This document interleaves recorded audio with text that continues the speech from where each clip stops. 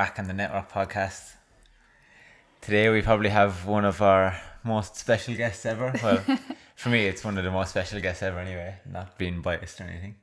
But we have Hannah O'Shea with us from the Love Frqncy and Planet Earth. So we have Hannah as my partner. So you probably heard me speaking about Hannah quite a lot on the podcast and all of the lessons that she's taught me through the practices and her journey so far over the past couple of years of our relationship. So she's really helped me come a long way, and now she's set up a really amazing brand called the Love Frqncy that we're going to get to know a little bit more about today. She's going to talk us through her journey so far with that and many other things. So we'll get into it. I'm excited. Welcome, Hannah. I'm excited to be here. Thanks for having me on. That's great. Yeah, so how are you feeling about being on the podcast? I'm feeling all the feels. It's kind of, it's like a full circle moment.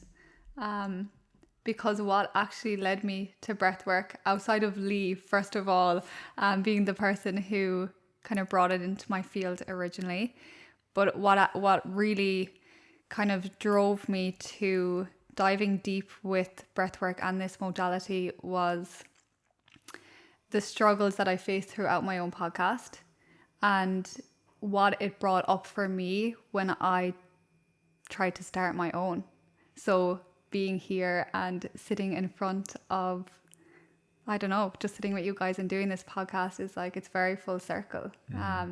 So I'm feeling all the feels. I'm feeling excited, and I'm actually feeling really proud of myself because I can notice in my body right now the difference in myself, me now versus me pre journey with breathwork and healing and all of it. There is such a huge change. I feel so much more present. So yeah, I'm excited. I'm excited to be here and kind of get deep into this conversation. And just be open and raw and honest and allow myself to just be and speak from the heart, which is something that I feel like I have probably struggled with a little bit up to now, but I'm just like, this is my time. I'm really letting go and surrendering to it. So I'm excited. That's awesome. Yeah, it's something we talk about off camera, wasn't it? A little bit about where does that come from? Yeah. What is it for each of us? We all have different levels of it. I think something that I've identified in myself is that fear of judgment. Sure. Like, where do you think it comes from for you? Oh, it's deep. Yeah. It's deep. Yeah. So a lot of my issues are around being seen for sure and being heard in my truth. Okay. And because it comes down to like childhood trauma, which was a lot of us, it's rooted. What we struggle with in our lives, in our adult lives, is usually rooted in something which happened in our childhood. And trauma sounds like such a heavy weighted word, but it's really very simple. It's just something that was too much, too soon, too fast. That's one way of describing it. Another explanation of it, or definition, which I really love, is it's not actually what happened. It's the response in your body in the moment. It's not actually the event itself. So both you and I could have experienced the exact same thing, but I may find it traumatizing and you may not. So trauma is... It depends on the person, basically. It depends. Yeah, that's something that I learned. When I learned what the meaning of trauma was for me, I never could get my head around it because I always thought there was a measure. And the big turning point for me was like, there isn't a measure for trauma. No. You can't measure it. And what is traumatic for you might not be traumatic for me and vice versa. But one of the best, that was a really, like, those explanations were really nice. I think the one that changed it for me was Dr. Gabor Mate. And he said a trauma is basically a stress left undone. So it's basically a stress, like you said, the nervous system just doesn't know what to do with it. And whether it comes too fast, too soon, or whether it's just something that, you just don't have the capability to deal with, Mm-hmm. that becomes a trauma. Because I always used to think a trauma was like this catastrophic event, like Yeah. someone had to die, or like, you Me know, too. that was trauma to me. And I'm like, oh, that's not trauma. And I almost hold judgment on that. If someone was like, oh, it's traumatic, I'm like, Yeah. no, it's not. Get over it, you know, because Yeah. that's kind of how I was brought up. But I think it's like the stories and the coding that we've been programmed to believe since we're young. It's the same with the word ego. Like, you know, So much weight to it. there's so much weight to the word ego. If you tell somebody that that's your ego, they're like, no, it's not. Yeah. And it's like, well, It's like- there it actually is. That's Yeah. exactly what it is. There it Yeah. is. But it's Yeah. not a bad thing. Like, trauma is not a bad thing either. Well, I think the second quote I actually mentioned was also Gabor Mate. He's amazing. I he's love him. amazing. Yeah. But when you talk about trauma without saying that it's a trauma response, that's actually what it is, because it's the body.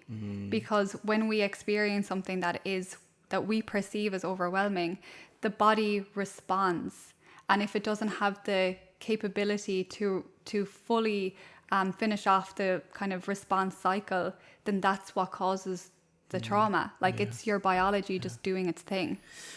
I wonder how we can train that. How can we train that? Where do we learn that? How can we mitigate the response? Because there's some things we're just never going to be prepared for.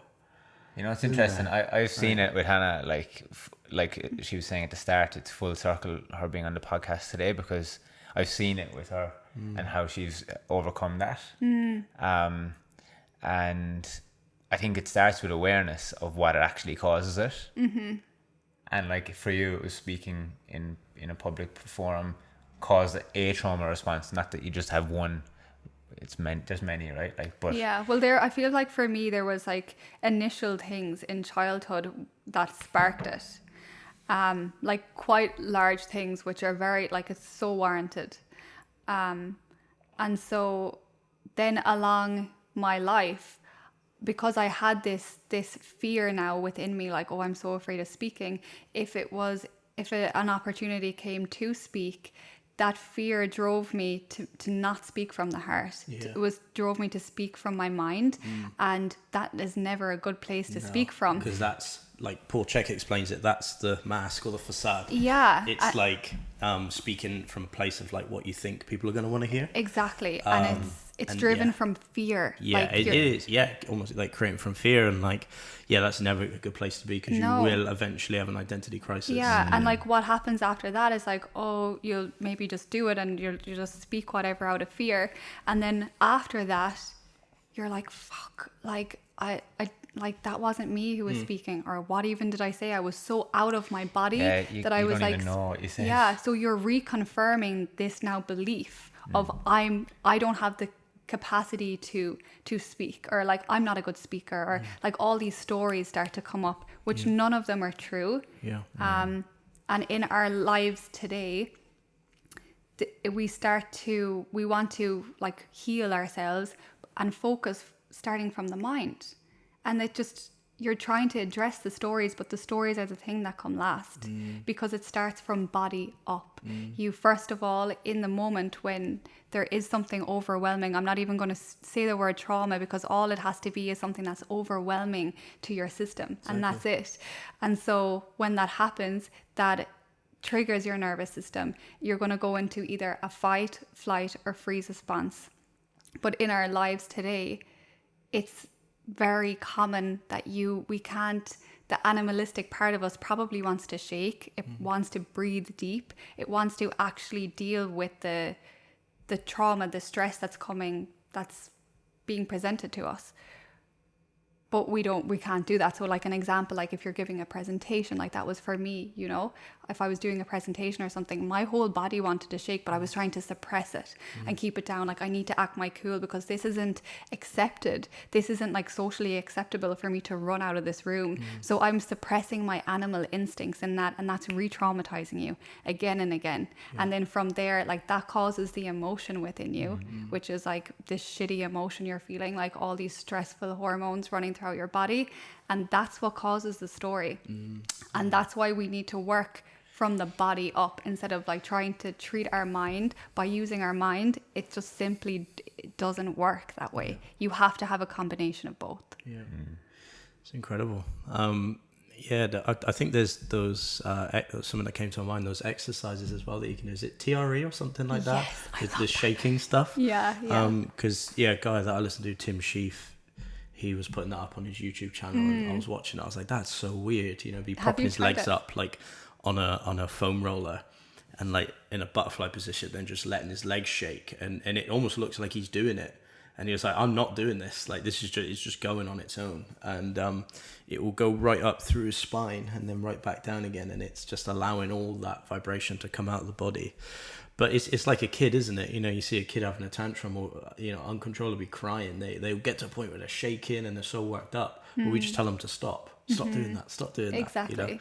So it's like we were speaking about this on the way, about like school and how school can cause that trauma response, and like teachers tend to pick on the kid like who they know has trouble with that, and like again, it's just coming full circle to forgiveness for them teachers as well, because they don't know what the fuck's going on. They don't have the education themselves in the shit that actually matters, because they're acting out of their own trauma pattern then. That's only one form of intelligence too. Like it's such a fucking shit form of intelligence. Just learning stuff off a fucking page. Not even understanding it and just repeating it. There's no fucking smarts in that. Like, I'm sorry. True. Yeah.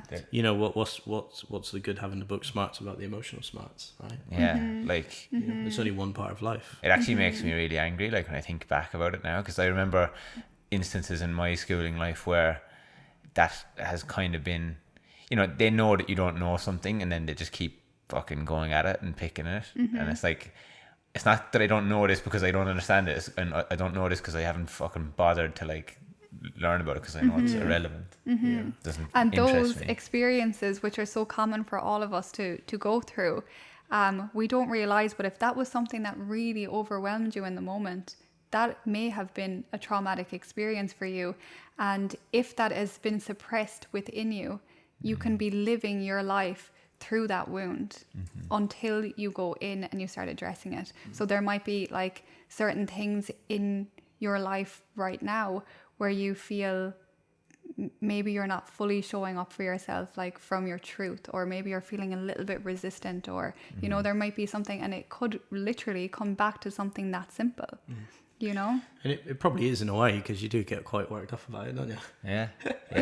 I think about my teachers, like, and I'm like, yeah, they were like that, but it doesn't bother me. You know what gets me is that they just, I don't know, I just feel like some of them thought that I was stupid, Yeah, but see, like that is probably a very underlying belief that you may have, that you like, that might still be there until you allow yourself to fully go in and release. I know that. I'm not. I know that I'm not. And even then I knew that I wasn't. But it just, I need to get past that myself. Yeah. And come to that place of forgiveness, like I said. And like I'm still working through stuff like that, even on a personal level, into my family, even down to today and this morning when we did our breathwork session on the beach. I'm still working through forgiveness for things that I didn't think needed forgiving, that I should just forget about them and suppress them and not. I think as well, like something that I always ask myself, because I've been a bit like that, it's always that trying to prove yourself. Like, but why does it matter? If someone thinks you're stupid, why do you even care? Exactly. But I know that's not easy to think like that, but that's just what I tell myself. And it's at that age you just don't understand. No. Like you really don't understand. You don't know until you know. Like, and that's something that we speak about all the time. Like, And that's what I was getting back to, like at the start, like, is this even trainable? Is it just inevitable? We are going to have some sort of traumatic response, because how do you train for that? Like, if you're not told, you don't know. Yeah. So you've just got to be fortunate enough to be in a situation where the guides around you, whoever the parent model is, and it doesn't always have to be directly your parent, because that doesn't always work out that way. Whoever is teaching you this stuff needs to arm you with that stuff. The subconscious mind is a powerful thing, though. It's like to try and unarm the unconscious mind, like, is very difficult, but it's a process. And maybe you should take us back a little bit, Hannah, because this is going to be a very different conversation for our listeners to hear. But maybe take us back to like how you even discovered this or why you got into this in the first place, because it's not like something that you just pick up a leaflet on the side of the street and be like, oh, let's try this, you know? What was it that triggered everything for you? Yeah. Before I go into this, I just want to just kind of rewind for a second, and just sprinkle some food for thought. So, you know how you said, so with you said, okay, yeah, but I don't believe I'm stupid, and you probably don't. But the wounding can show up in different ways. It's not that obvious. So it can derive our personality to sway, like it's not like that linear, you know? It can cause you to maybe you'd go out and you're trying to prove yourself, like you said, in different ways, like buying things to like to prove like because in that situation, maybe it was like feeling less than. We can remove the word stupid, but like feeling less than. So now you have to like show to the world, that I am not less than. You know, I am amazing. Yeah. And that's like an important message I could just kind of want to get out to everyone, because it's like it's not that linear, and to like be self-reflective and notice where in your life that maybe you are like trying to like prove a point, because they're like, we're all so whole, you know, we really are, like without all of that external noise. The truth of us is wholeness, and it's like returning back to that is where your power is. That's your power, like going through this work. So yeah, I just wanted to kind of something that's coming up for me there, like before we go into the story, is like while it's on my mind. So again, back to Gabor Mate, you know, I'm thinking about like I'm trying to work out, because you've got, you know, your conscious self and then the ego, which is almost like your subconscious self. Which one? I wonder which one is holding on to it. You know, that thought of you being stupid, is it do you have to work on your subconscious self or your conscious self? Because consciously you say I'm not, but is it the subconscious still playing with you? But that would be an interesting journey for another time. But something that Gabor Mate says, talking about the ego, and this is where we can never kid ourselves. He's like, when he takes people on plant medicine journeys, he asks them a question. He was like, did you find anything? And they go, he says 90% of the time, they say, I found myself. Yeah. And he goes, exactly. It was like, because the ego plays such a part in your life that it's not showing you yourself. So you did lose yourself. You were acting through ego a lot of the time, because else you wouldn't have found yourself. You know, else you couldn't have found yourself, because if you already are acting from that place, you can't find yourself. You're already there. So it was like, that's a really powerful one to realize. And then it begs the question, where is it sitting? Is it sitting in the conscious self or in the subconscious self? I feel like it's deeply rooted in the subconscious. I feel like what's been really interesting for me in trying to get past a lot of my ego issues has been becoming the observer, like of myself and my own behavior. Yep. And immediately when it happens, like, you know, I'll just become the observer of myself, and then I'm like, oh. That's a powerful thing, man. Yeah. A lot of people can't do that. Yeah. No, but I've realized now, and like from the last couple of episodes on the podcast, especially the people that we've met, and like just the people that I listen to, who I would consider mentors, you can't do what I would like to do with my life on all levels, on a personal level, on a professional level, on every level, without a level of humility or self-awareness. And if you don't do that, then you're fucked. You just can't. You're never going to get further than where you are, because you have to have a level of humility to be that observer and be like, I was wrong there, and know to address it the next time and learn from your mistakes and move on. And know that it's your humanness. Like, there's nothing wrong with it.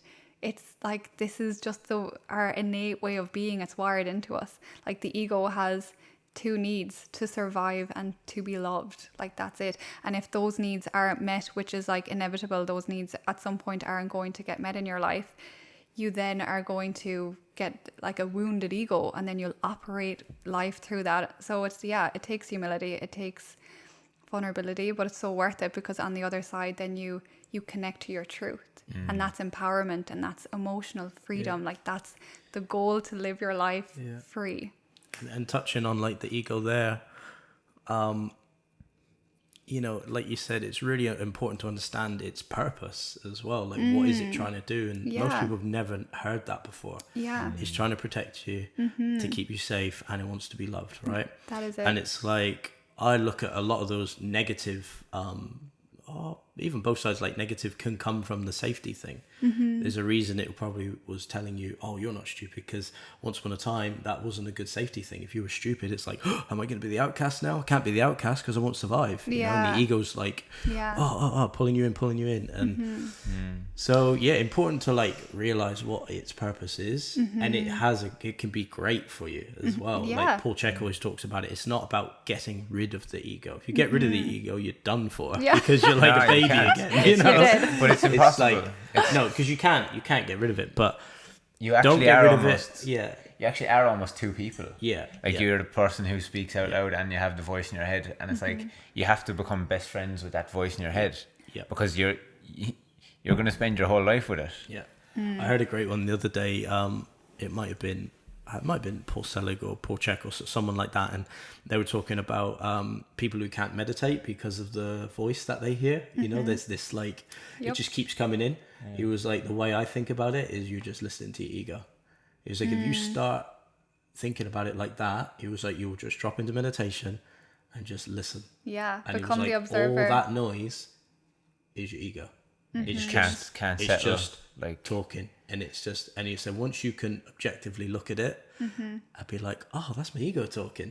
Then it becomes clear what the narrative is. So that is quite interesting one. But again, having that ability to objectively look at your ego and your subconscious mind is very hard to do. It takes time. It's taken me a lot of time to do that. And it's like ongoing. Like and myself and Owen are working stop. on this every day. Once it starts, it's almost like you push play on the CD, and it's a never-ending CD. It just goes forever, you know. And it's addictive almost, going through the growth and learning every single day. Like all the conversations that I have with you two are like always growth conversations. You know, like in terms of self. And that's one thing that I've realized more than ever this year. We get so caught up in just what society tells us we should be doing, and you know, if you're not making $1 million before you're 30, then you're fucked. You're nothing. You don't deserve anything. And like, what I've realized is, from especially doing the course with Kerwin and stuff, like the K2 stuff, there's a lot of work on self, and the self of, even in a business standpoint, like your business is a direct reflection of yourself. And if you're not fucking right, how in earth do you expect your business to be right? And then why would you be bringing people into your business and traumatizing them through your trauma?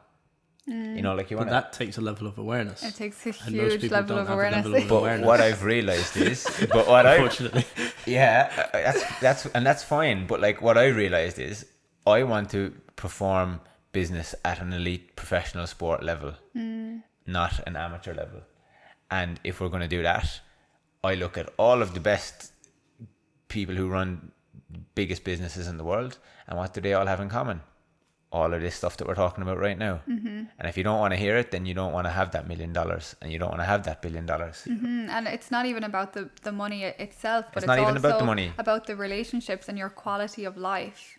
Like, how is it directly affects the relationships that you have in your life. Like, I feel like our relationship has definitely gotten better and stronger since we've both decided to kind of work on ourselves, which is like amazing. Well, I think if one of us had resistance towards it, it wouldn't have worked out that way. Yeah, it would have been challenging. It would have been like, we couldn't, you know, and things are happening in a synchronized kind of way.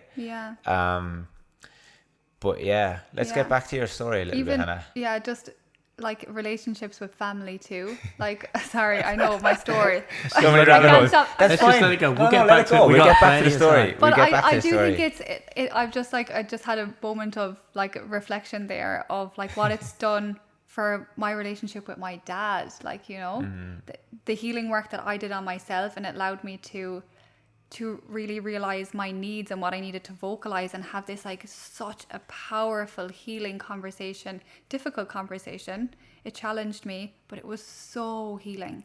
And I never would have been able to do that had I not started doing this kind of work on myself. Yeah. And I feel like that has actually been huge in me healing my like difficulties with speaking and feeling like afraid to Beautiful. be seen, but by actually having that conversation with my dad where I felt seen and heard and like just got it all out on the table, and it was like, whoa, like that was powerful.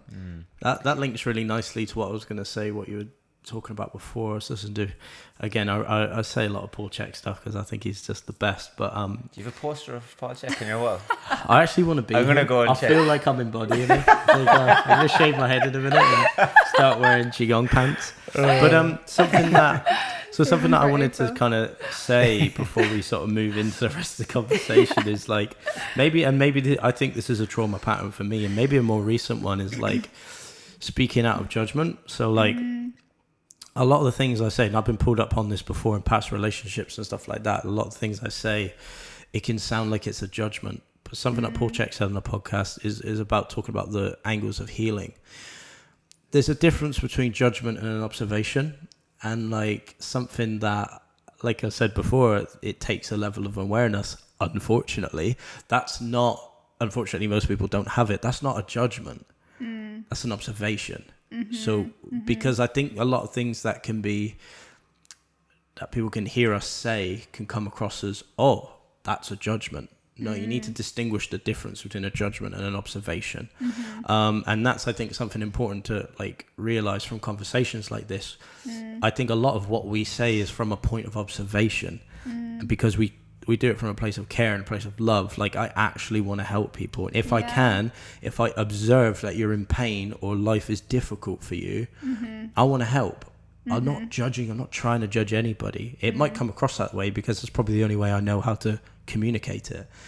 But that observation, and I think, like, you know, maybe this is wrong, or maybe it's right, I don't know, but the relationship with your dad, and this is what I see with like a lot of people.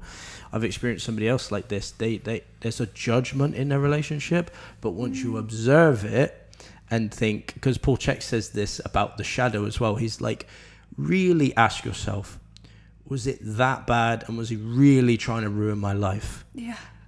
Because if you observe, they only live out of the patterns that they know. And then that's an observation. That's not a judgment. That's like, once you realize that, it's like, you can move into acceptance. It's just a healing, like that literally opens a door, and you're like, yes.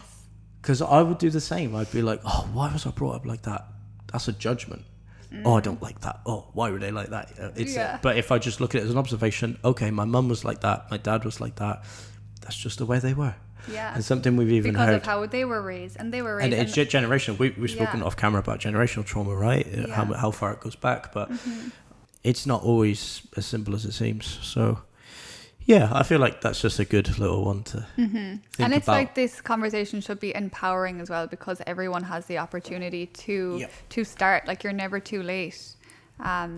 It should be empowering. Nobody's free from it either. Like, Yeah. That's the thing. It's not like when you do have the observations and you make them observations known, it's not like you're trying to say that I don't have these things wrong with me. No. It's like, I've gone through this and I can see you going through this. That's it. And I want to share my experience with you, so you don't have to suffer as much as I did. Yeah. And I it's slowing down the process of it, and it's like, that's where it comes from. And it's like this whole thing that we've been speaking about recently. It's like, this isn't our opinion. Yeah. This is facts. Yeah. If you've grown up in the same world that I've grown up in, you know, which is inevitable if you're listening to this podcast. Especially going back to the school thing, like 99% of people who listen to this podcast will have experienced some sort of schooling in their lives. So like, you will have experienced trauma patterns.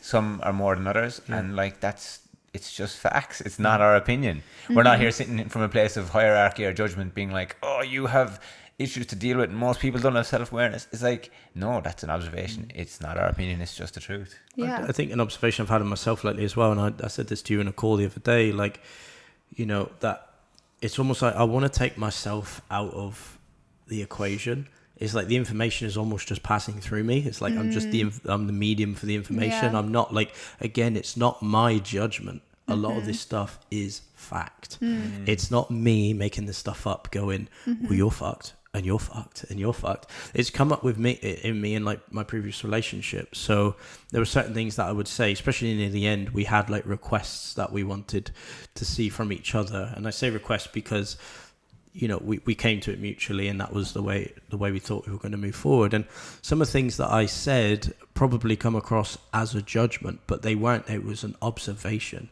It was an observation of like, I know how painful that will be for you because I've been through it. And honestly, take this advice because it's going to help. But something that we realize in the academy is something we always say: people ask for advice, they don't take advice. Yes, So there's a moment where you have to take that whole picture into consideration and be like, what do I do then? Do I just sit and wait forever?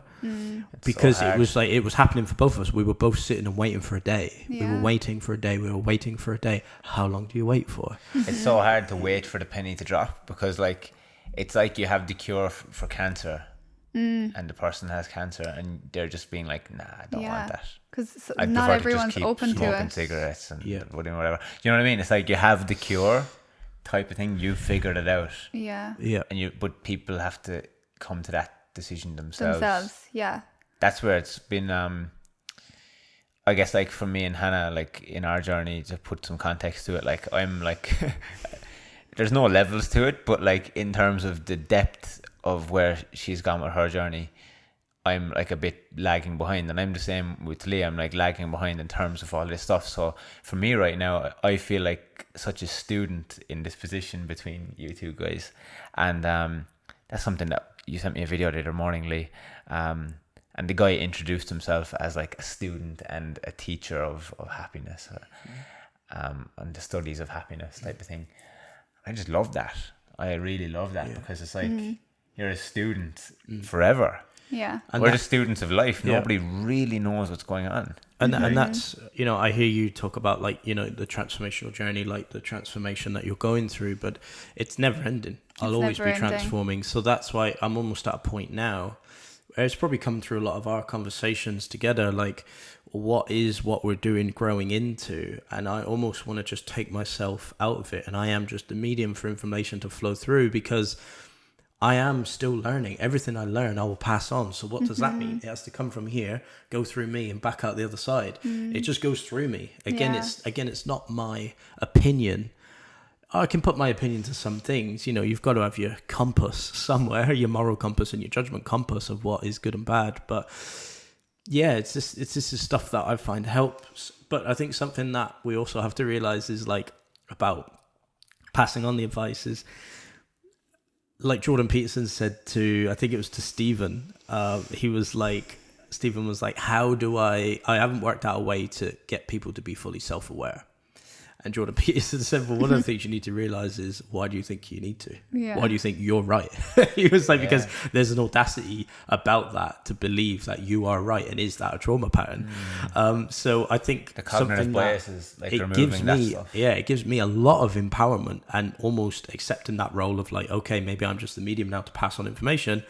Is like, I just put it out to the world, and whoever takes it, takes it. I don't expect anybody to take it anymore. It's like, if you want to take it, you can take it. But that allows me to speak my truth, because I'll be like, this is what I think. It's not a place of judgment. It's an observation. This is what's helped me. If you want to take it, you can take it. If you don't, you don't, because I understand that people will take the advice and ask for the advice, not when I give it, but when they ask for it. It's so hard though, as a keen student, like, and someone who loves learning, and you just want to pass things on straight away, because that's just how we are. Like we almost learn something and integrate it like straight away into what we do. And like when you have that excitement about something and then you don't see the same excitement in other people, I know, it's it can be really difficult. I'm sure you've gone through that plenty with me, Hannah. Hannah be sharing stuff to me, and a lot of the time it's not because I'm not interested, it's because I just don't have the mental capacity to take it in that moment. You know, and like I just don't have the capacity. There's too much going on in my mind, and it's not because I'm not interested. But then a couple of months later, I'll learn it through a different platform, and I'll come back to Hannah and be like, "Did you see this?" And then she'll be like, "You want to fucking listen to me when I tell you that?" But it's funny, isn't it? Like that, as an observation of that, maybe it's amazing how that works, because maybe that just started to open that portal for you. Yeah, it was like And the then seed that was planted. Yeah, exactly. So you're planting the seed, and like that's why what we do. All right, not everybody might take the advice, but still planting a seed, you know, and it's just starting that growth of it. And then they might go a week later, they might remember, Lee said that. Oh, there's a video come up about that, and then they were and it comes full circle. So. This was giving me such a level of more respect for Hannah as well as I've gone on through my journey. So thank you. Thank you. That was a beautiful moment, wasn't it? Yeah. It was. So are we gonna get onto your story? Yeah, I think that actually kind of is a very nice segue into it. Yeah. I'm not gonna say it anymore now. That's the last time I'm saying it, right? People are probably listening to this being like, "What the fuck is on?" Just keep butting and say, "Tell us your story." What do you mean there's a story? You're not just a breathwork person. Yeah. That's all you are. That's all you are. Yeah, that's all I am. The love you frequency. Just got here and then but yeah, I guess what you were saying there about the planting the seed. So how far actually do you want me to go back about my story? Give us a brief introduction as to how this all started. Even where you're from.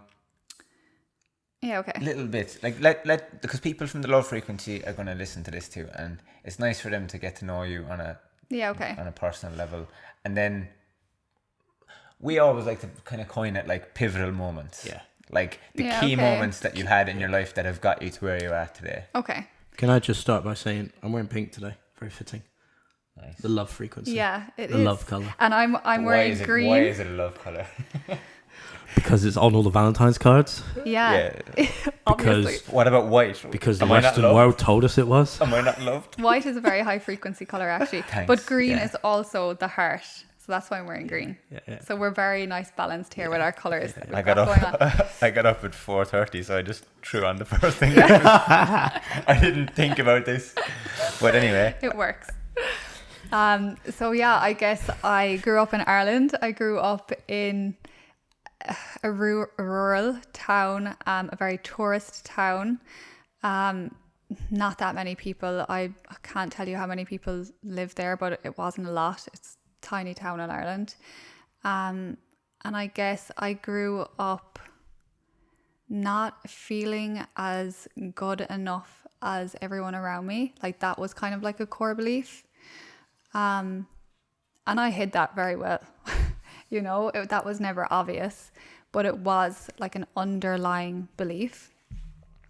And I guess I didn't really have a sense of I was never really connected to myself. I was always operating from survival based on the kind of dynamic that was going on at home and what was going on in my life. That was what I needed to do. I was in survival mode from a very young age. And that kind of led me to make certain decisions in my life, around school and what I wanted to do with my life, because it was never coming from the heart, because I didn't know what the hell that was. I didn't know what it even meant to. If someone told me to connect to my heart, I would be rolling my eyes, Give me another drink. Yeah. Pass me a Jägermeister. But yeah, I remember those days. Yeah. That's literally what it was in Ireland. That's just the culture. That's just the culture. So I guess I just went through school and I wanted a lot for myself. I wanted to change my circumstances. I wanted to have a better life and create this fulfilling life, what I thought in my life was going to fulfill me. So I made certain decisions around what I was going to study, and I went to college. And I went to studied science for 5 years. So I did a bachelor and I did a master's. And after that, I was so happy, because I was oh, this is it. I've done the work. I've done the hard slog. And now it's the fulfilling life is about to come. The money, the moving to Australia, all this amazing stuff is it's happening, And it did happen. I achieved everything on my bucket list. I got the car. I moved into an amazing apartment in Melbourne, in such a elite suburb, many would call it. I met Owen, who was the most perfect human being I could have ever met. All these things were just tick, tick, tick. I was making the money. just everything. And I had this is how my awakening, we could call it, started, because I was like, oh shit, like I'm not fulfilled, I'm not happy. And I was trying to figure out what it was. And at the beginning, I honestly was just so confused. I like went to the doctor and stuff, and he was like prescribing me antidepressants. But every time I left, I was like, this just doesn't feel right. I know there's another way. And yeah, it kind of came down to really just being disconnected from myself, and not really leading from there, and getting caught in doing things to suppress how I was actually truly feeling, you know, and relying on filling my weekends with going out and partying and doing all this stuff, which it wasn't fulfilling me anymore. It was just adding to the stress, and how unhappy I was with my life and what I had created. And for the most part, I think that was rooted in what I ended up working in. And I felt so stuck, because number one, I'd gone to college for 5 years, and like the shame around not like sticking with it, that was pretty huge. I was terrified to even tell my parents, you know, I'd gone to college, and they'd had helped me like pay for it to go to college, you know. Like, how could I tell them that this wasn't what I couldn't continue with it, you know?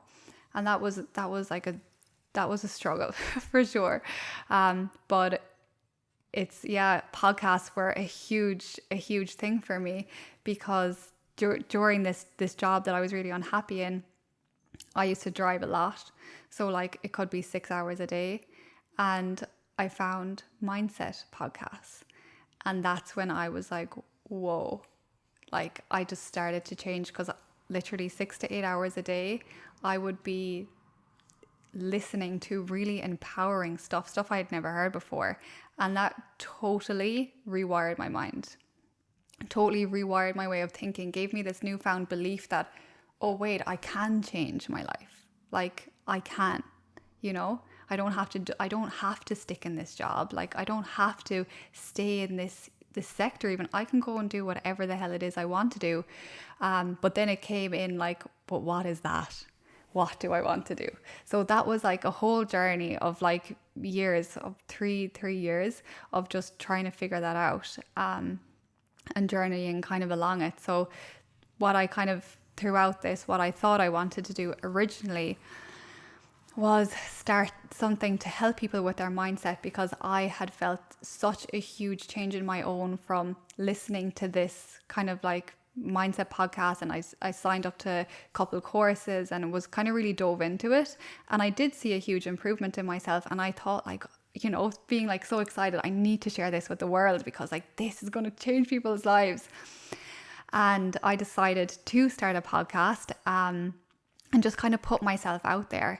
And then as soon as I started to do that, that's when all the shit came to the surface. That's when all my limiting beliefs came to the surface. That's when all my shadow, like completely, it was there. I was looking it bang in the face, and I really wanted to achieve certain things. And the only way I could achieve them was to start doing the work, because I couldn't get out of my way otherwise. It was like I was in full trauma response. That's what I know now. But at the time, I actually didn't know what was going on. I was like, it really, really threw me. Because I was just in such judgment of myself, of like, how can't I get out of my own way? Like, what's wrong with me? Maybe my past was too, like, maybe it messed me up too much. You know, like these were like thoughts going through my head. Like, is this a personality trait? Maybe my personality is just, I'm not made to be out there and speak my truth. And yeah, I came to realize that that's such bullshit. None of that is true. It was just a trauma response. That's all that was happening. It was nothing to do with my personality. It was a response, a nervous system response. Like, we don't choose limited thinking. This is something I heard recently. We don't choose limited thinking, or we don't choose to have a limited mindset. It's a restricted nervous system. That's actually what it is. And And so that's basically, my struggles with all of that, with kind of putting myself out there and trying to start this podcast is what really kicked me off to do the deeper work. And it was a conversation with you, Lee. I was getting my hair done with you one day. And you suggested breath work to me. And I had never heard of it before. And that was the seed that you planted for me. Awesome. And it came into my field. And it was just kind of there. You know, I followed a couple pages that you recommended. Yeah.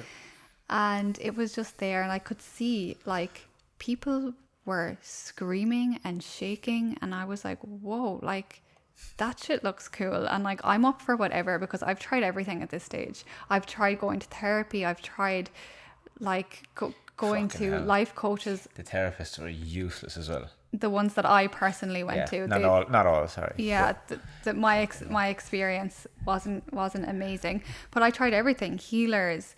Like, I was really trying. And what I realized was I was constantly looking outwards for someone to fix me, instead of realizing that I could fix myself. Like, we are all our greatest healers. And that is such truth.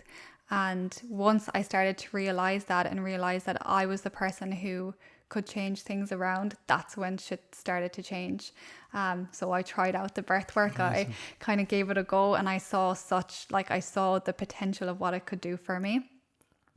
It allowed me to release so much energy, and that's the only way I can describe it. Like, the first time I did a deep session, my entire body was shaking. I was like releasing so much, like, emotion, tears, like screaming when it was prompted. Like, it was just incredible. And I had no idea that all of this wanted to be released from my body. I was clueless. And I remember, I know that might sound like really daunting and scary for someone who is, like, not too familiar with breath work. But afterwards, it's like this lightness you feel. And the beauty of it was that I never had to think my way to that release. I didn't have to use my mind once. I just had to breathe. Yeah. Your breath literally guides you to where you need to go.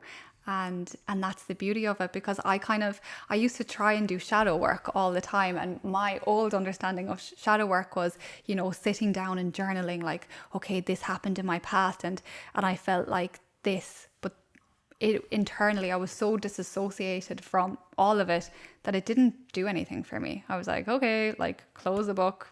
Did I do my shadow work? I hope that worked, you know? And it was like, it's, for me now, shadow work is like, it's allowing yourself to actually just release the things that caused that shadow in the first place. And breath work is the thing that allows me to do that. So that's kind of what brought me to this modality and creating the Love Frqncy, which is a brand that I really want to just embody everything I've basically learned along my journey, and to offer it to help people along theirs, and to guide them to remembering. Like, that's actually what it is. It's like it's a guidance back to your home, to your heart. Beautiful. I think, something that I'm seeing is like that whole, I can almost see where the turning point was for you. Like, why? Because there's almost a question of, like, when you started the podcast, why did all that stuff come to the surface? Because your old, like, systems that you were relied on were gone. Mm-hmm. You weren't doing that job anymore. There was no college, there was no uni, because before you could rely on one of those to be like, oh, I'm holding on to that one. That one's keeping me here, you know? That was gone. And then you were like, oh, I'm doing this thing that nobody I know agrees with, or even is on their radar. And now it's like, okay, now I'm faced with myself again. So that's really cool. And the cool thing about the breath work, I think, is like, it almost starts to work immediately, doesn't it? Literally. Like, like antidepressants and things like that, I've never taken them, but I've heard that they take a little bit to kick in. Day one, you might not feel anything. Day two, you might not feel anything. Breath work, it's like, it gets going. And I think something there that I love about breath work is, like, it brings those things to the front unprompted. So, like, in life, when those things come, they're prompted. Like, you in the scenario, or like, oh, there it is. Something's prompted it.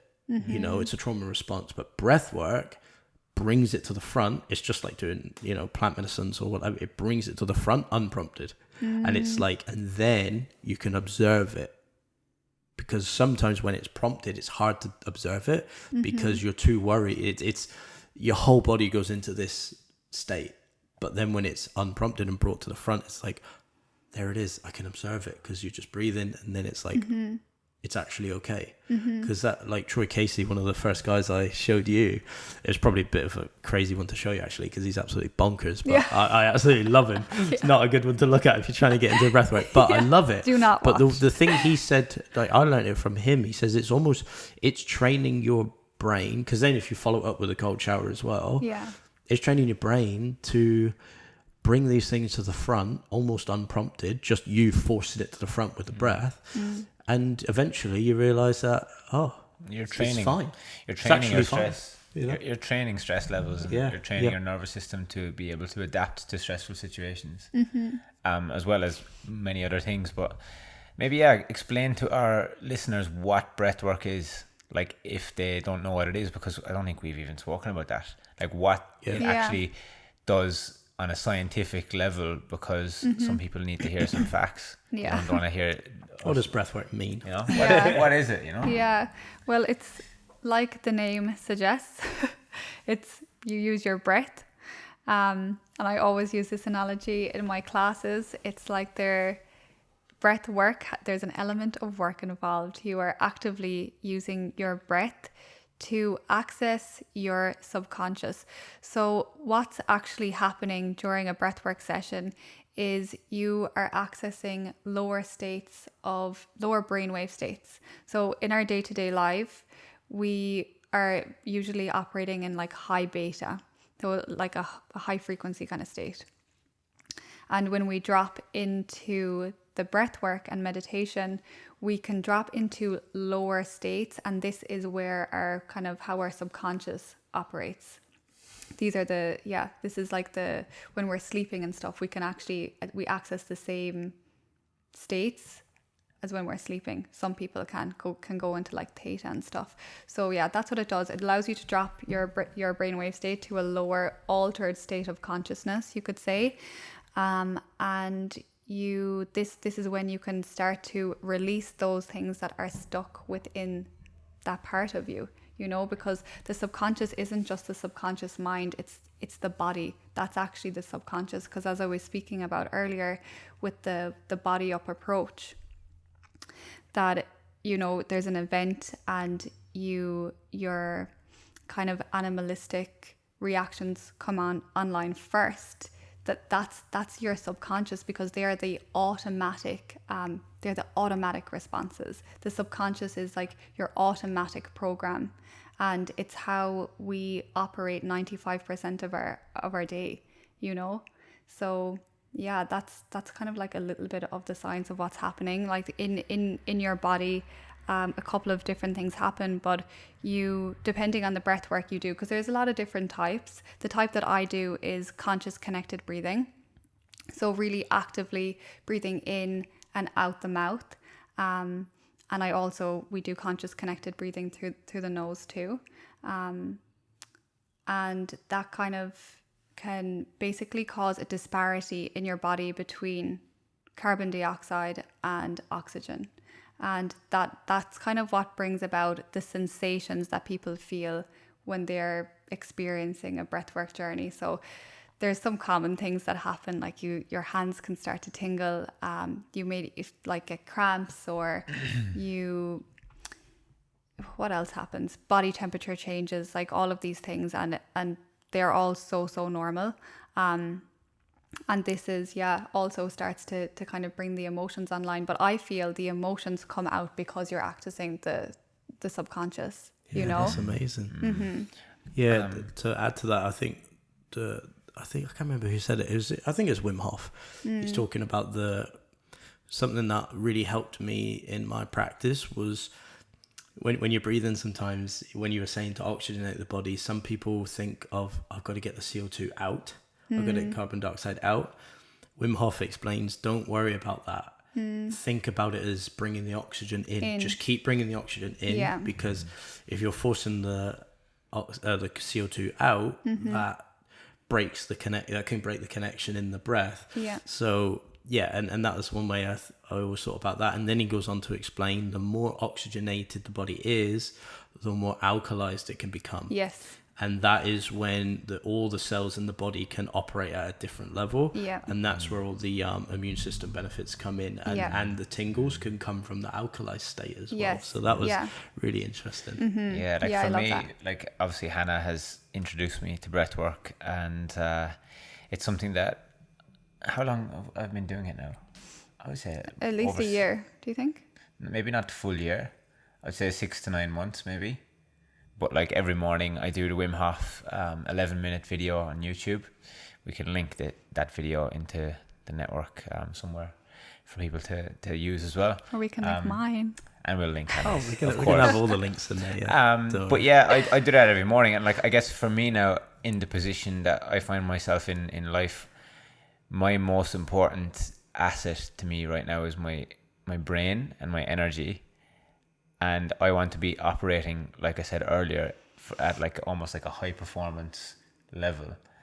So like for me, when I wake up in the morning, like my morning routine consists of like waking up, splashing my face with cold water, opening up the window, getting some fresh air in, having a little bit of water, and then I do my 11-minute breathwork session. And what I find that does for me is it just reoxygenates my body. It's as useful to me as drinking 3 liters of water. You know, because if you think about what is in water, what are the components of water? H2O, oxygen is one of the components of water. Why do we drink it? So that our blood can produce more red blood cells, giving us less lactic acid, hence making us less tired.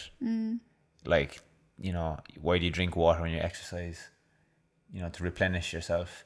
And like, I feel like breathwork does the same thing. And I've, again, being the observer of myself over the last kind of 6 to 9 months, I've noticed that like throughout the past, and even, I don't do it as much anymore, but I still probably catch myself doing it. But I hold my breath when I'm in stressful situations. So common. And I don't know how much of that I do in my sleep, like when I'm dreaming.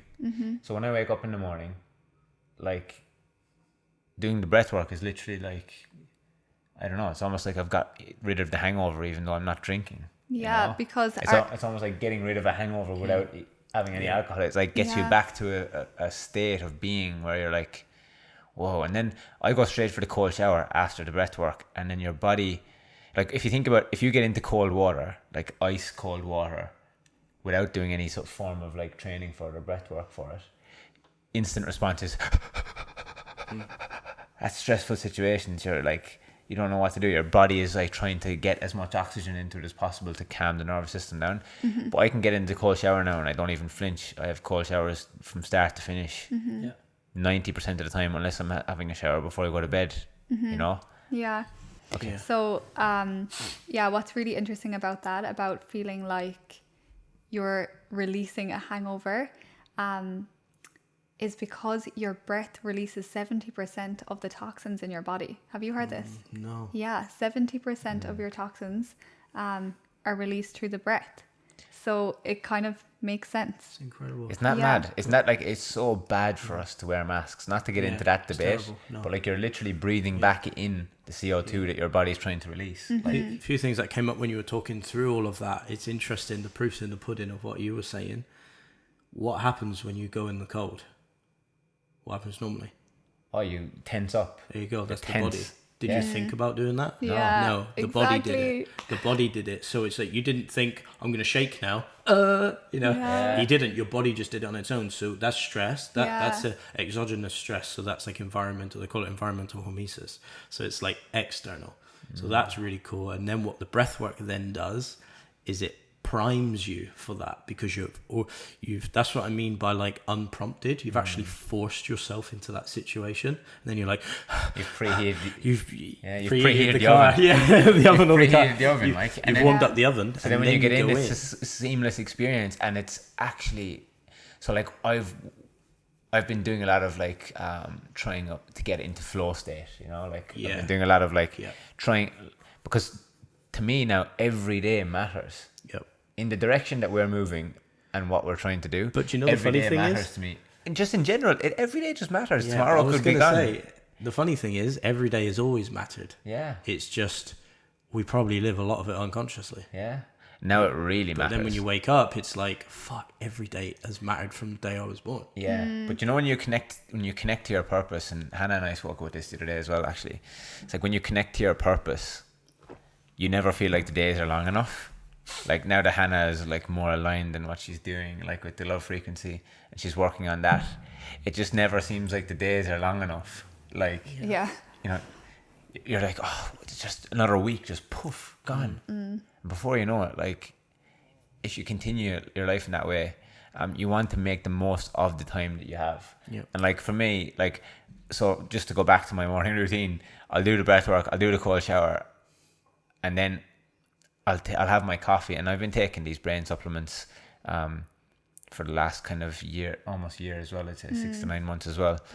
And like they're like the antidepressants, where not that they don't make me depressed, but like they work over a long period of time. Yeah.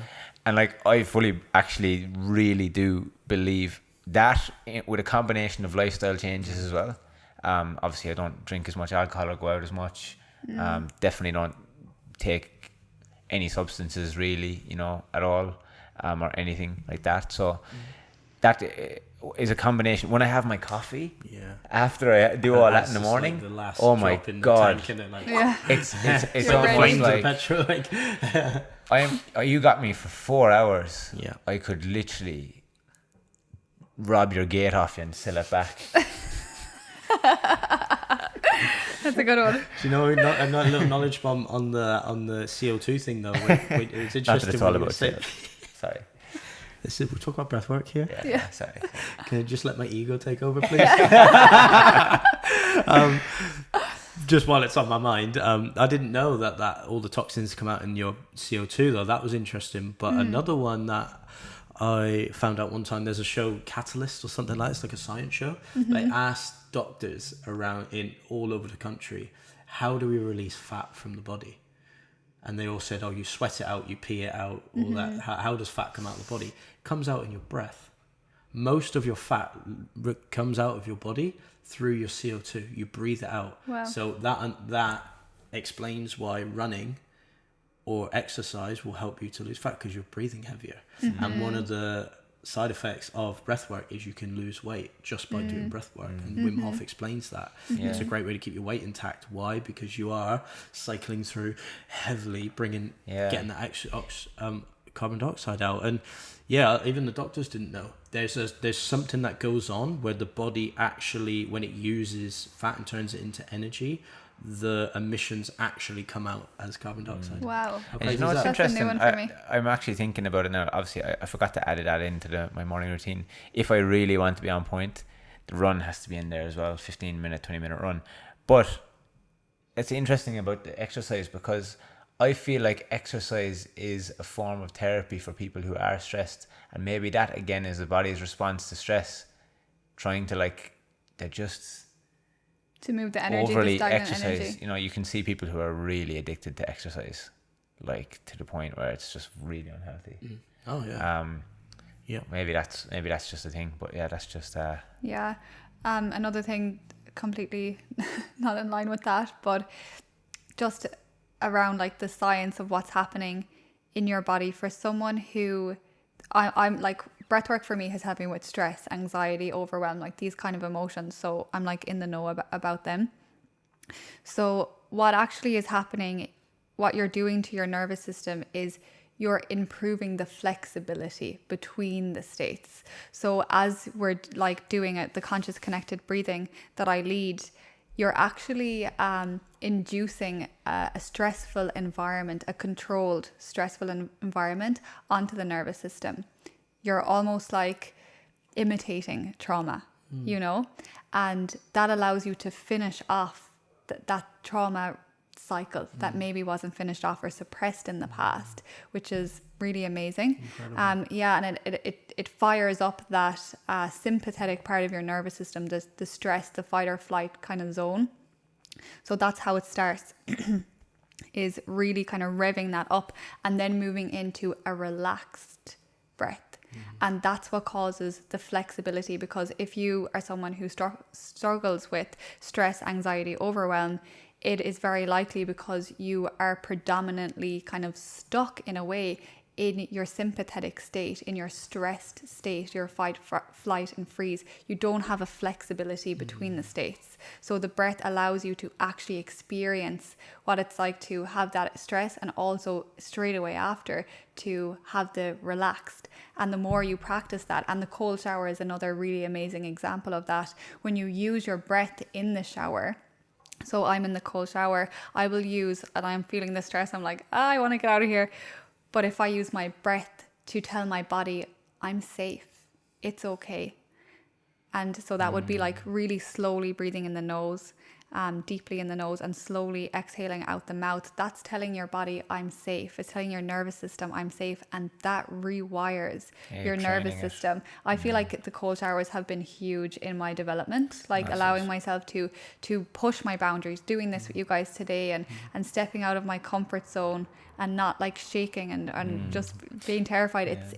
It's overcoming it in those moments and regulating it. But if you're doing that every day, it's compounding. It's and it's beyond the physiological state in like the physical, like in the psychological state is where you're actually training that as well. Like for me, doing those things in the morning, even though it may seem uncomfortable, everything else that you do in the rest of your day then is very comfortable in comparison to that. Even though that's not even that bad, So like you've done that first thing in the morning, but it's the compounding effect of doing that every single day. You've regulated your own nervous system. Yeah. One of the big ones that I noticed early days when I started doing breathwork was it got rid of butterflies. I used to get butterflies all the time. Yeah. Like all the time. I get a bit stressed and I get butterflies. And it would like build and build and build. And now, stressful situation. You know when it actually got quite bad? When I first started working in an area, it was like I used to get really nervous. Okay. Know? And then just get such like high pressure, like not high pressure, but it was like fucking top of the game. It's like, I've got to like work at that level. And and that's when I really started to amp up my practice. And I remember I used to drive to work. One day I just noticed, I was like, it's gone. Like I was like, wow. And then even with my clients, there was no butterflies, and there was just none. And now I rarely experience it, and if I do, it stays like a fleeting moment. I go and then I catch myself doing it and it goes again. And that's where tying it back to like, it's so hard when you have the cure for people, because we see it in our environment. There is people around us that are struggling with things that they're trying to put blame on certain things. Is it this? Is it that? Is it this? And it comes back to everything that we just spoke about. That's what it is. It all comes back to you. It's not the things. It's not the stuff on the outside. It's not the material. It's not the extrinsic environment that's causing it. It's all happening inside your own body. Yeah. And your nervous David system. Hawkins has a quote: "Emotions are not external as many would like to believe. They are actually caused internally." And it's the whole PTSD thing or whatever it was called, the PS something like that. Instead of post-traumatic stress disorder, it's like PTGD, I think. PTGD. PTG or something like that. Post-traumatic growth disorder. Like PTSGD or no, PTGD. Fucking hell. That was a tongue twister. That's a new one. But like it causes a level of growth as well. Like obviously that can be double-sided, right? There's two sides to that coin for sure. But it does cause such a level of growth, like, and sometimes it's training yourselves for those situations, exactly like we just spoke about with the cold showers. All of that stuff trains you for stressful situations. It's like you going to area every day and doing that repeatedly until you've then clocked it. Then you realize, okay, that's actually brought me. There's like probably a scale there until you clock it. It doesn't just go from 0 to 100. It's like day after day, you're growing, and then it gets to a point where you level off, and you're like, oh, that doesn't matter anymore. Same thing with what we do in public speaking. Yeah. It's like you have to have been in front of a crowd of people talking about some stuff in order to grow from it, to know that you can do it again. Like it's one of them things. Yeah, I think the goal as well, it's not to completely, breathwork is not going to remove all, like it's not like I'm going to do breathwork and I'll never feel stressed again. No. Yeah, it's just, it allows you to regulate it, like you say, the flexibility. Yeah, that's what it does. That's the goal, of it. I think talking there about like public speaking, I think that's how I just stepped into the education role pretty well, because I knew I had the stress response under control. The thing that I then had to deal with was like, was I saying the right things, or am I supposed to be here? Imposter syndrome. That's what I had to deal with after that. But that wasn't necessarily stressing me out. It was almost just like, am I even supposed to be here? It was almost like a judgment on myself. It wasn't stress. It was like a judgment. Yeah. And then it's been the work of releasing that as well. And that's dissipated a lot over the last couple of years, which is great. Yeah. But so powerful. Yeah. Imagine being so stressed though, like where we are and what we do. Like imagine being so stressed, and exact same thing for you, Hannah, that you can't even get across the information that you're trying to get across because you're in a heightened state. Yeah, of and that was emotions. me. But I think something there, I think it's going to take a generational shift. We are now the generation, and that's why, going back to what I said at the beginning, I really am just embodying the role even more now of being the person that just shares the information, because it's us now that has to do the work. I mean, look, we're still quite young, really. For me, it was always the people that were way older that they were the only ones you could listen to for this advice, the older, wiser people. But we are kind of like the wiser people now, and from not even in a big-headed way or in a judgmental way, we have to now be the ones that pass on this knowledge, because we now know it. And we've realized it, and this is the generational shift, because unfortunately, for some reason, people haven't told us that it's okay to act from that place. Like, why? When did we believe that it wasn't okay for you to be Hannah, and for you to be Owen, and for me to be me? We are whole already. When did we learn that wasn't a thing? Yeah. Or were we just never back. told it? We've clocked it, we've noticed it. We are telling you right now that it's okay. And like, I don't know how long it's going to take and who needs to hear it. And I think most people need to hear it, but that's our generational shift, is we now need to act from this point. And I think that fully qualifies us and fully allows us to embody that role of like, okay, we need to go full steam ahead with that. And I think like, it's just getting caught up sometimes in your environment, and the environment has gone from being a sole place for humans to now this universal environment that we can all tap into straight away on our phones. And it's just like Instagram is now the world. So when you step onto there's this game of like, I need to look better for this person so that they'll think that I have money, and that then their judgment of me will be higher. And barbering is full of that, because really most barbers aren't really happy with their lives, and that's just the fucking facts of it. Because in my opinion, and in my experience, this isn't just my opinion, but in my experience, I've seen it happen time and time again, where it's just all for other people. And it's to make them look a certain way, because they're creating out of fear. It's like that thing, it's like they're creating so that other people will either envy them or think that they're great. And it's like, and rap culture and like everything that I have gone through this. I'm not saying this from a place of judgment. I've literally gone through this is your full cycle, and I've been in it, and I've looked up to those rappers, and I've thought that was the way of living, and I've smoked the fucking weed, and I've gone through that phase, and I still realize I came out the other side of it, that I was broke and unhappy with my situation because I was making less than $1,000 a week. Yeah, and I could not live that lifestyle. It was just stupid. It was, and then when you detach from that, and you start thinking, you know what? It's actually cool. Like, this is the thing. This is why the younger generation will find it more difficult to get into modalities like breathwork, is because it's not perceived on Instagram or on TikTok or whatever as cool. Because There's no fucking yet, and that's the positivity, because there's no fucking diamond chains around people's necks when they're doing it. Well, I feel like people with the diamond chains are going to start doing it soon, because they the probably power are of it already. is They probably coming do, to the they surface. They probably are already. You see, the people with the diamond chains, the actual rappers and stuff, they're probably woke as fuck. It's like Kanye West. Yeah. He's so woke, everyone thinks he's crazy, but he wants you to think he's crazy so that he keeps making more. But anyway, look, he's woke as fuck, and and it's what they're putting out to the masses. What Lee said, it's our responsibility to share these messages, even if it causes us to be cancelled in a certain way. Like, we might have lost like fucking a certain percentage of the followers from what I just said there a minute ago, but sometimes you just need to face it. Like, look at the shadow in the mirror, face it front on, and just also be like, realize that like none of it is, it's not your fault for having fallen into these cycles. Like, the world is so commercialized, and it's made this way for you to fall into this trap. And like it's not your fault, and it's not a moment of like, oh, like don't allow yourself to fall into judgment with it, because it's not wrong.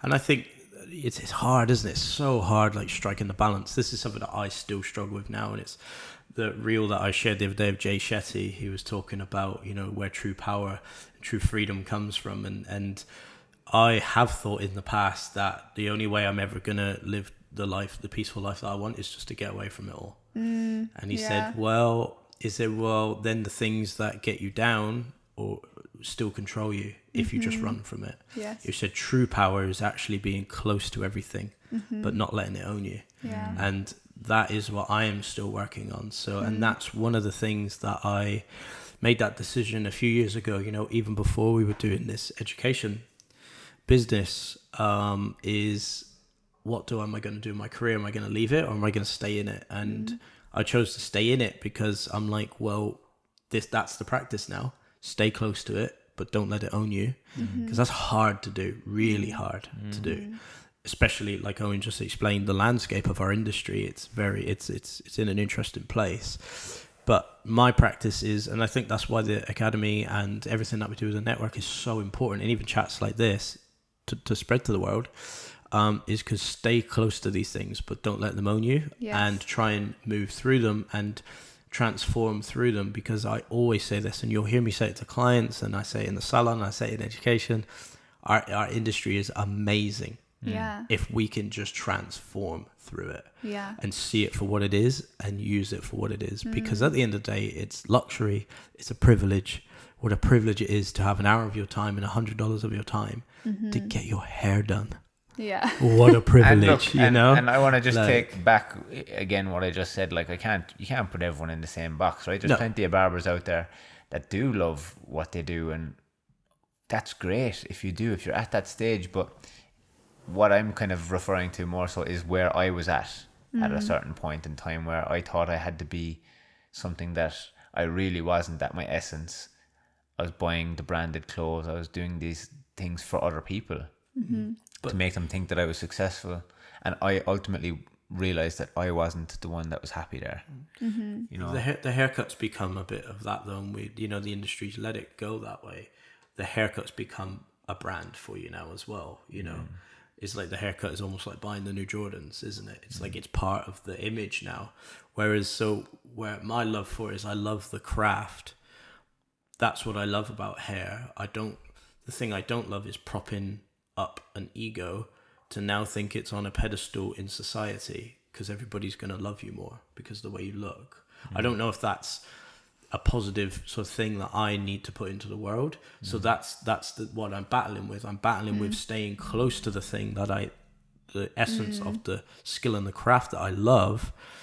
But how do I do it in a way which is positively geared for society? Not because the way that I think we do it now, there's elements of it which are negatively geared, and people will debate me on this all the time, and there's people close to me that will debate me on it, but depends how you look at it, depends where your values are, what your purpose is, what your mission is, you know. And the person who you're giving the haircut to, their why as to why they're getting the haircut. And this is something that we spoke about a few times recently.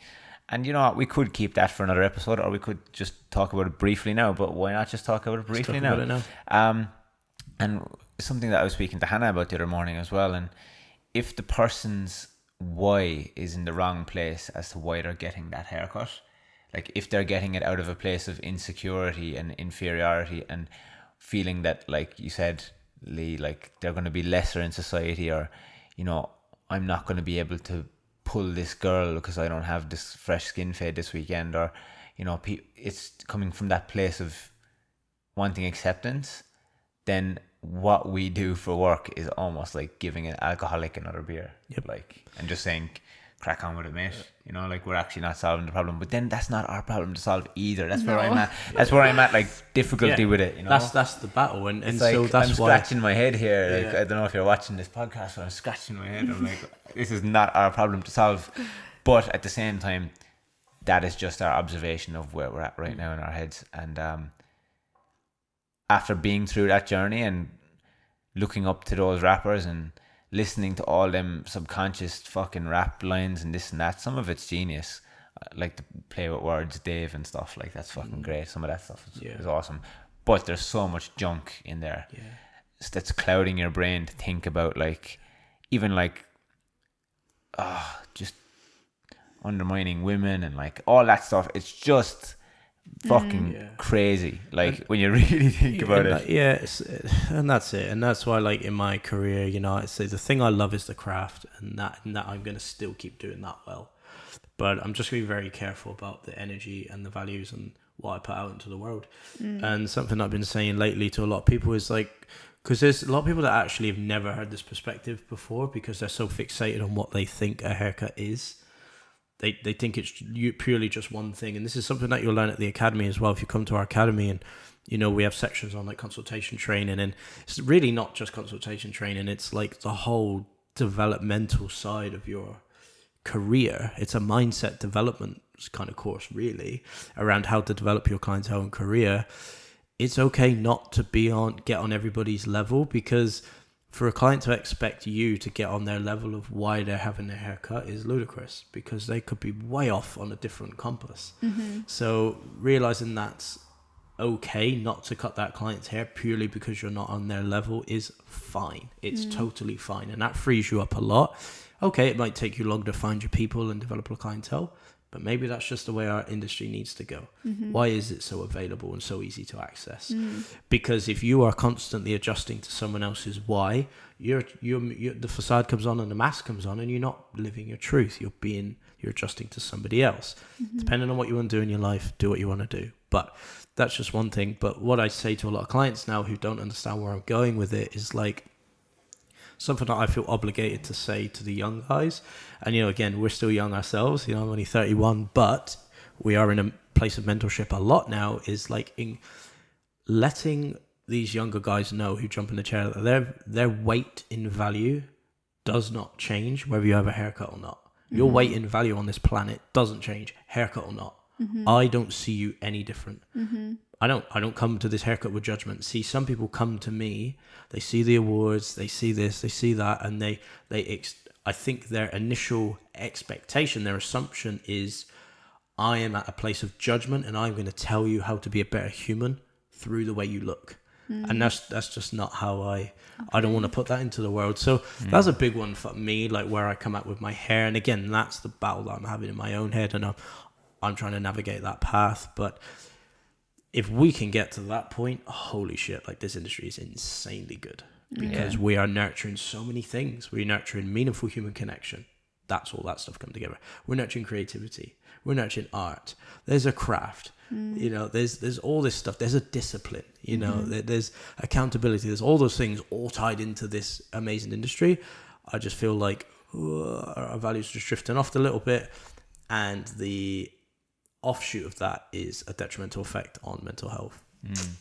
But that's just one way of looking at it. You know, to tie that all back in, like I guess to what we were talking about initially, is like basically what I've come to realize is once you can get past what society and what the industry and what you think people expect of you, and you connect back to yourself, which for me has been through breath work, I would say that was the step in the door to all of the rest of the growth. You actually don't give a fuck anymore. Yeah. And you're happy just the way that you are. Like How often do I get a haircut now? Probably once a month. How often do I get a haircut? You haven't got a haircut since 2 years. Yeah, But like that's the thing. I don't need it because it's like the old version of me would have came to today and been like, oh, I need to look good. Blah blah. We're recording some stuff for the network after this. I haven't had a haircut in about a month, and I don't care because I know that really my vision of other people maybe judging me is actually a judgment on myself when you go full circle. Like if I go full circle and think, okay, well, if I think I need a haircut because other people will look at me differently, then I'm actually judging myself. But when you give up that judgment of yourself, you're almost just like, I don't care anymore. Yeah. But like, it's so especially because hard. I have Hannah now anyway. Look, I have no one to impress. But it's so hard though, isn't it? It's like getting back to Hannah's story at the start. Like we need to get back to a point of like realizing it's okay. Like you've got the degree and you've got this, but it's also okay not to have those things too. Yeah. Does your weight and value change on this planet, degree or not? No, it doesn't. No. You know, but this is the message that's so hard to portray to clients is like haircut or not, it doesn't matter. But they don't think that. Most people actually don't think that. They actually think it matters. That's not their fault. It's their conditioning. How do we change the conditioning? I just think it's a generational shift. But we have to have these conversations. Yeah. And even though, they might trigger some people in certain ways, it is the truth. And this is what I am hearing. People are messaging me in my DMs after we do these podcasts, and that is just the truth of it. I look around and I see a lot of people in stuck situations and don't even realize that they're stuck. Yeah. But and when they something like this, like what you're doing, Hannah, it can really help them get out of that funk. 100%. Because then you connect back to being a human. Yeah, because your funk and your feelings of disharmony or whatever you want to call it, or just like not feeling good in yourself, they're actually the gateway to your healing journey. Like those feelings are actually an invitation. It's your body telling you something like, hello, listen to me. I'm trying to communicate with you. Please listen. So like none of those feelings are actually a bad thing. In my opinion, they're the best thing because your body is working. Your body is actually working, and it's your invitation. It's the key to open the door to your healing, your journey of like back to you, back to like who you are beyond all this external noise. And like to me, that's where you actually gain true freedom. Like that's freedom. Yeah. That's So peace. Yeah, we've probably been talking for like a long back time. to you, Hannah. So the like love this? frequency. Yeah. It's your baby. Yeah. What can people expect from the love frequency?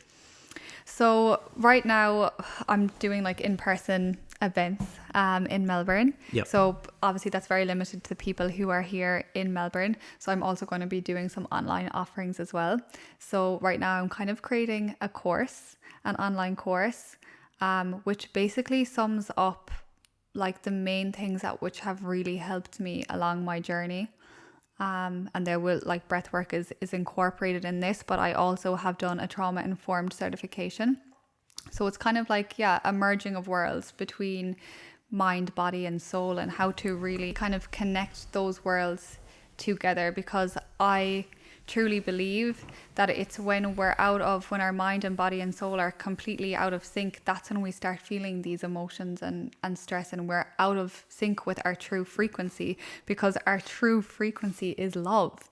And that might sound like woo woo and people might not understand what the hell that even means. So I'll like break that down into a very simple form. But like in the world that we're living in, everything in its simplest form is energy. Everything. If you look at your hand under a microscope, it will vibrate. If we looked at this chair, it will be vibrating. Everything has a specific frequency, and so do emotion.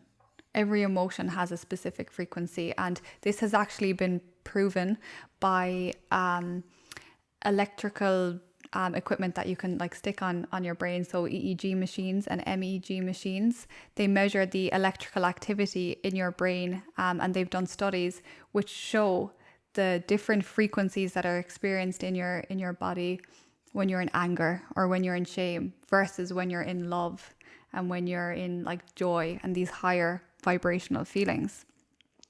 And when we're experiencing this, like the law of attraction kind of comes into it, you know, like if you're operating from fear, that's what you're going to attract into your life, versus if you're operating in love and in joy, that's what you're going to attract into your life. Like it really is that simple. And many of us are stuck in lower states of consciousness, fear, guilt, shame, anger, and we don't understand why we're not attracting the things that we want into our lives. But it just can't happen that way, you know. So for me with the love frequency, it's truly helping people understand this and how to transmute their frequency from these lower states of consciousness, which I have been in, and help you to transmute and experience life through love and through your true way of being.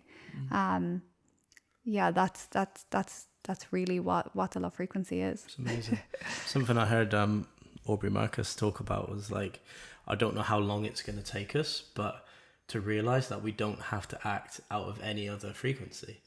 Like, okay, yeah, you know, throughout history, people have gone through wars and, you know, killed their neighbor and all this kind of stuff, but we don't have to. How long is it going to take us? How long of human existence is it going to take us to get to a point where we realize, yes, okay, that is part of us being a human, but we don't have to act out of that. We can choose. That's part of being a human. Yeah. But that takes awareness, observation, and this work. And practice, you know. Yeah. Practice. Like practice. I think something that's really clicked with me these days is like, you know, a lot of the time as humans we look so beyond the obvious that things are really right in front of us. Yeah, things Like, are simple. There's one thing that we all have to do in order to survive, and that's breathe. Yeah. But to go back to that, like, you know, meditation practices, you know, how the fuck do you get better at cutting hair? You practice. Yeah. How do you get better at meditating? You practice. How do you get better at breathwork? You practice. It's called a practice for a reason. So I would advise get practicing and watch your life become better, because once you are operating from that higher level of consciousness, you do get better at all sorts of things. You get better at manifesting. Yeah. Because you get better at everything. And that's really. that's a big part of it too. You know, it's not all about like, oh, let's go to the deep and we'll just cry and like release. There's also like, yes, you need to do that in order to be able to shift your state into higher frequencies. But that's when we can start doing the exciting stuff, like connecting to your true self, your higher self. What are you calling in? Like start the manifesting work and watch that unfold. Because since I've done this in my own life, the manifestations that have happened have been wild. Like I created a vision board at the start of the year last year, and it's actually on my phone right now. I need to make a brand new one. I have ticked everything off that list. Incredible. Which I was dreaming of. I was like, imagine if I could possibly achieve this. It's all done. And it's like, that's what happens when you start doing the work. It's like, it's so liberating. Like this moment here, it's like, this is what happens. It's you start drawing these experiences into your life because you're operating at that frequency, and it can be no other way. If you're operating in love, then yes, you are going to experience experiences in your life that feel like love, that feel exciting, that feel like a fuck yes. That's great. Yeah. So for people like watching and listening, I know what this experience is like, but if someone comes to one of your sessions, what can they expect? If people are like interested or never done it before, if they're a bit scared, like what can they expect if they come to one of your sessions?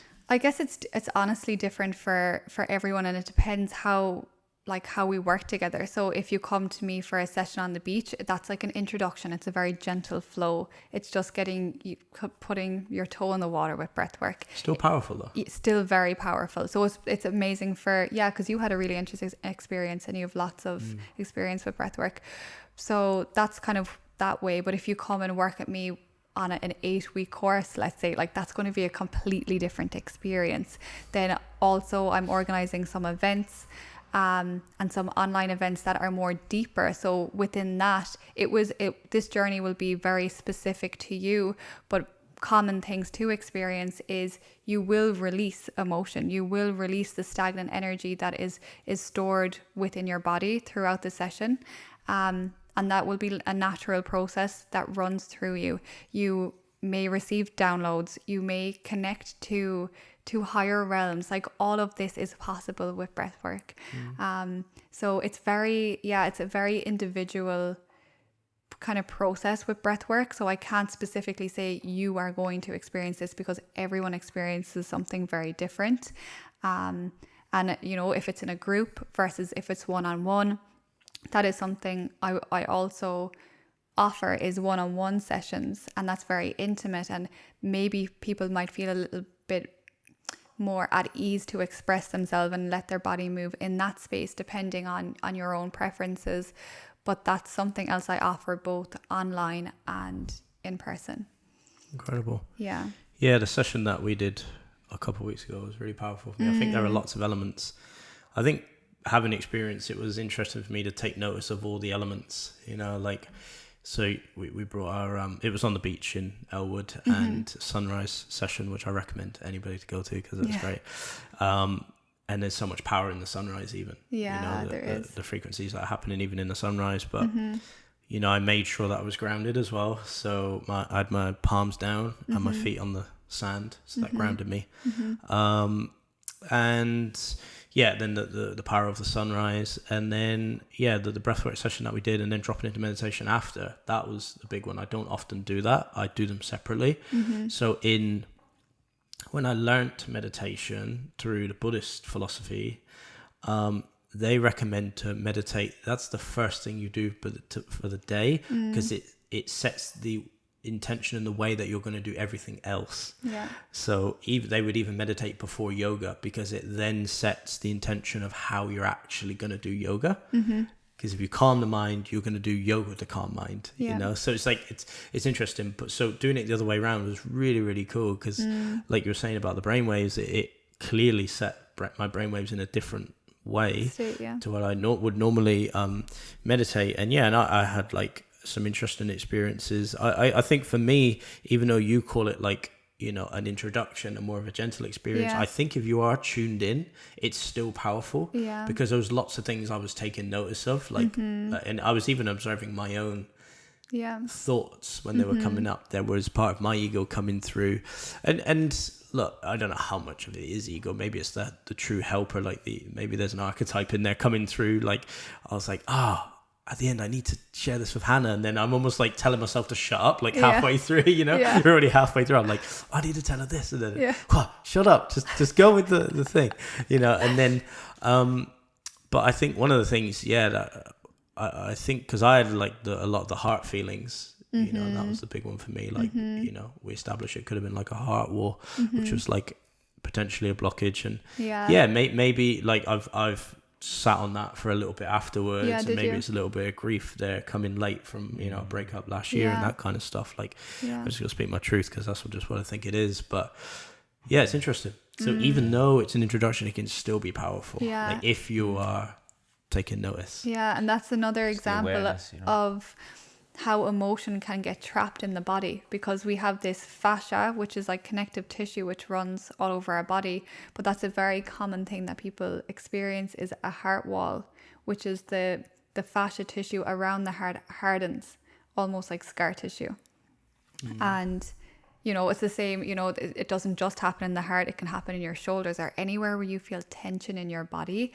That is known to be emotional tension, like your fascia has just hardened. Because they say that in yoga as well. So I've throughout my career, I've cut like quite a few like yoga teachers' hair, and there's one profound lady here actually who I used to cut, and she seemed to me like a great teacher, because she wouldn't teach all the time. She would go away and learn and do retreat after retreat after retreat after retreat, and then teach for like 6 months, and then go away and do her own studies again. But something she said to me, which is really, really common, is on the first time people ever do yoga, they bawl their eyes out. Because, and she said men do it a lot too, because they hold a lot of anger and frustration in their hips and their glutes. What's a really common thing in men? Tight hips and glutes and hamstrings.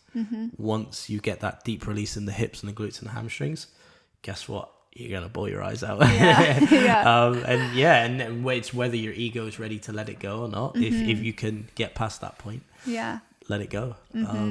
Yeah, But because that's the release. That's your nervous system finishing off that cycle, and that's where you'll notice that feeling of like liberation and Yeah, freedom yeah. afterwards. That lightness coming out Yes. of it, like, Yeah. Yeah. So yeah, I just want to say thanks to both of you anyway for being the catalysts. And thanks to you. High fives all around. Thanks for being the catalysts in my journey so far. I think, yeah, I think hats off to you for having the humility. There's a lot of humility that you need to have. Yeah. Knowing the person you were like a few years ago. Dickhead? No.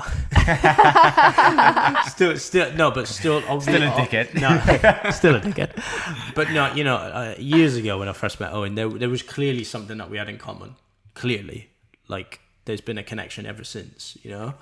But, you know, even seeing the person you are then to now, I know firsthand there's a massive amount of humility and like awareness that goes into even getting to this point. Mm-hmm. And even me at the point that I'm at, I by no means think I'm an enlightened being, but there's a massive journey ahead. Yeah. Oh, and fuck yeah. It takes, and that's it. You need to just go head first with this open heart, open mind, humility, awareness. So yeah, hats off to you for like going in on that. Yeah. And like, I feel it's like, I was saying this to Owen on the way, it's like we have this symbiotic relation between all of us, because you may say something to Owen and that will do something for Owen, and you'll pass that on to me, and then vice versa. Then you'll also say something to Lee that like you're inspiring us too. You know, it's not that you're in, I don't know, you said something earlier like I feel like I'm lagging behind, but no, because like you've never been further along in your own. Yeah. You know, I think and it's just like there's multiple elements to like our lives, right? Like there's not just like this isn't all I do. Like it's just focus on this side of me. Yeah. There's multiple sides to like a person. You know, like there's so many different things that we all learn from each other, and yeah. I think we all help each other a lot. So Yeah, we do. Yeah. So thank you too.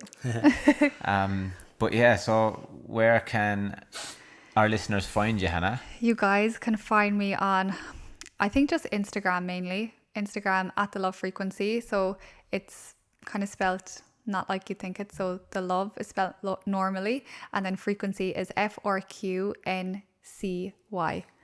Instagram is the best place, and I also have my website. But yeah, Instagram. Holla at me there. We're going to do our famous last question. Yeah. Okay. Yeah. You know what it is already. Yeah, are you happy? Yeah. All right, jump to it. Am I happy? I feel like I've actually never been happier.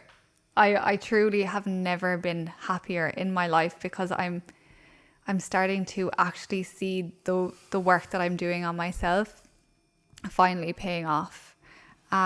Of course, there's lows days, and there's days which I still struggle, and there's ups and downs, and that's inevitable, and that's part of life. But I feel what I have kind of learned through breath work, I've learned how to, my bounce back rate is like faster than ever, you know? And yeah, I'm really just leaning in and trusting and surrendering and just stepping into courage, which is what 2022 is all about, and that makes me very happy. Yeah, I'm super happy. That's Incredible. How are you guys? Are you happy? We can't answer this in every podcast. Oh, do you answer it in every podcast? Well, it's not a linear thing, is it? Some Okay, days look. I'm happy, some days I'm sad. Like Richard Kavanagh. was Okay, saying, we like, won't get into it. we won't get You've into done that. it before. Sorry. You know, it's I should have different things. listened to the Well, other ones. I just want to say thank you so much, Hannah, for having this conversation with us. Yeah. I think it's really valuable for our listeners, and like it's a different type of conversation, and it brought us down a few rabbit holes. I'm sorry if I offended anyone with some of my words. Yeah. But I also just want to take this moment to publicly acknowledge you and say how proud I am of you, Thank you. That's so And- nice. and how much I love you. I love you too. He was cringing. Sorry, guys. I'm just gonna. What would love do? I'm actually allergic to love. What would heart love do? wall No, is, but, like, but vibrating. knowing Hannah, right? Like knowing Hannah, like I probably know Hannah more than anyone in this world knows her. Yeah. And to see like for her to do this podcast with us today and Yeah. overcome that Yeah. I was is shitting it. absolutely done huge. great. Yeah. And So good. and she was asking me in the way like, so what are you going to ask me here, or what are we going to talk about? I was like, I haven't even thought about that part yet, because telling I know Yeah. that that's not the thing to do. Like, Yeah. and it's out of just experience of doing it. But now you're going to be able to go into anything and smash it. Yeah. Who knows? I might start my own podcast. Well, you have your own, and like you're going to have meditations coming out on that platform as well. True. I will. For you guys to listen to. So we're going to have some of Hannah's stuff on the network in the lifestyle pillar. So you'll be able to find some of the meditations and the breathwork practices there if you have a platinum membership.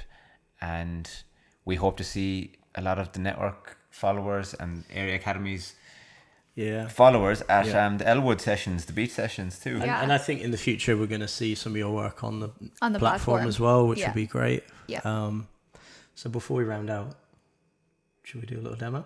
Oh yeah, do you want to take us through?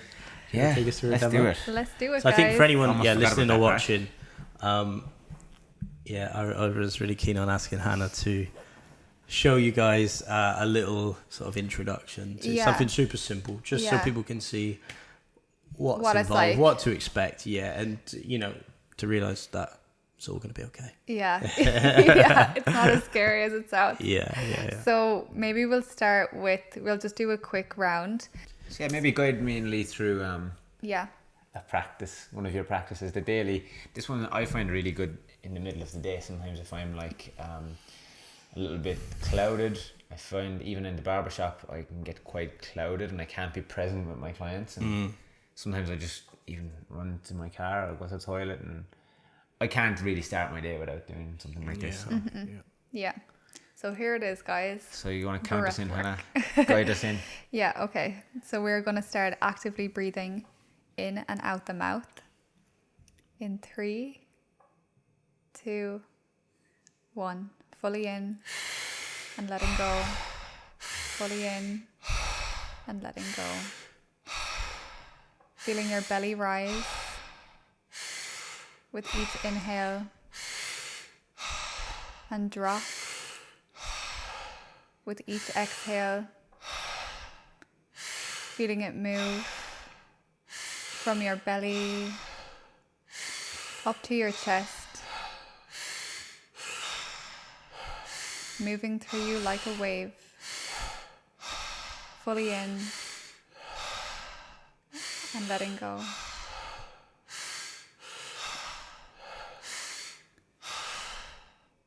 Eight, 7, 6, 5, 4, 3, 2, 1, and releasing here at the bottom, holding your breath, letting it all out, and embracing the stillness for these next few moments.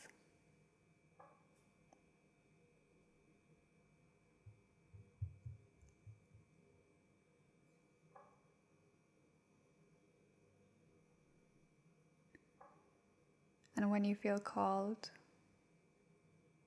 to take your next breath in, you are going to breathe in the mouth and hold at the top.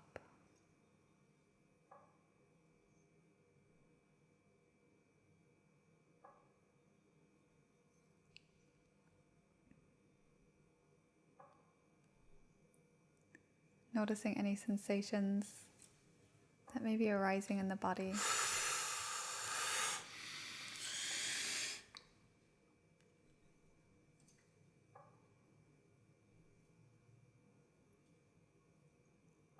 And when you are ready to release here, you can release through the mouth.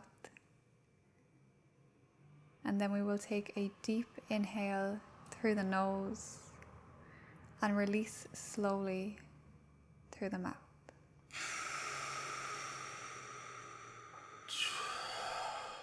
Breathing in the nose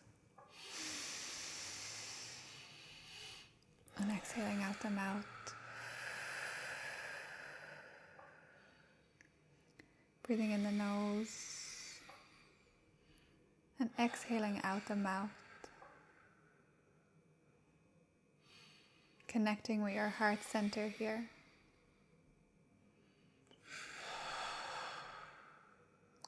connecting with the message that it is trying to communicate with you.